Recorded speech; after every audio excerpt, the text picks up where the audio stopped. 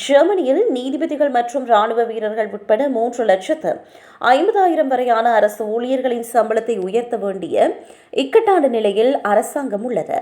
நாட்டில் நிதி பற்றாக்குறை உள்ள போதிலும் தற்போதைய சம்பள அளவுகள் அரசியலமைப்பிற்கு விரோதமானவை என நீதிமன்றங்கள் தீர்ப்பளித்துள்ளன.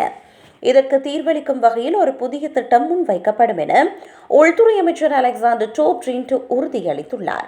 அரசு ஊழியர்களுக்கு வழங்கப்படும் ஊதியம் அவர்கள் செய்யும் வேலைகளுக்கு ஏற்ப இருக்க வேண்டும் என்பதோடு வாழ்க்கை தரத்திற்கு ஏற்ப அமையப்பட வேண்டும் என மத்திய அரசியலமைப்பு நீதிமன்றம் தெளிவுபடுத்தியுள்ளது. அத்துடன் பொருளாதார மாற்றங்களுக்கு ஏற்ப சம்பளமும் மறுசீரமைக்கப்பட வேண்டும் என நீதிமன்றம் கூறுகின்றது. மேலும் ஆரம்ப சம்பளம் அதே நிலையில் உள்ள ஏனைய ஊழியர்களின் சம்பளத்தில் குறைந்தது 80% இருக்க வேண்டும் என நீதிமன்றம் கூறியுள்ளது. இதற்குமைய குறிப்பிட்ட நிலையில் ஒரு ஊழியரின் சம்பளம் உயர்த்தப்பட்டால் அவருக்கு மேல்நிலையில் பணிபுரியும் ஊழியர்களின் சம்பளமும் உயர்த்தப்பட வேண்டும்.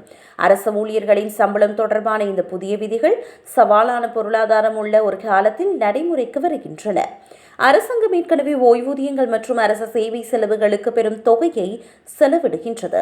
இந்நிலையில் சம்பளம் அதிகரித்தால் எதிர்காலத்தில் வழங்கப்படும் ஓய்வூதிய தொகையும் அதிகரிக்கும்.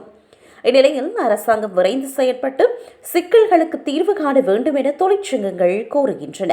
உடனடி தீர்வுகள் எட்டப்படாவிட்டால் ஜெர்மனியில் அரசியல் மோதல்கள் அதிகரிக்க வாய்ப்புள்ளதாக சுட்டிக்காட்டப்படுகிறது.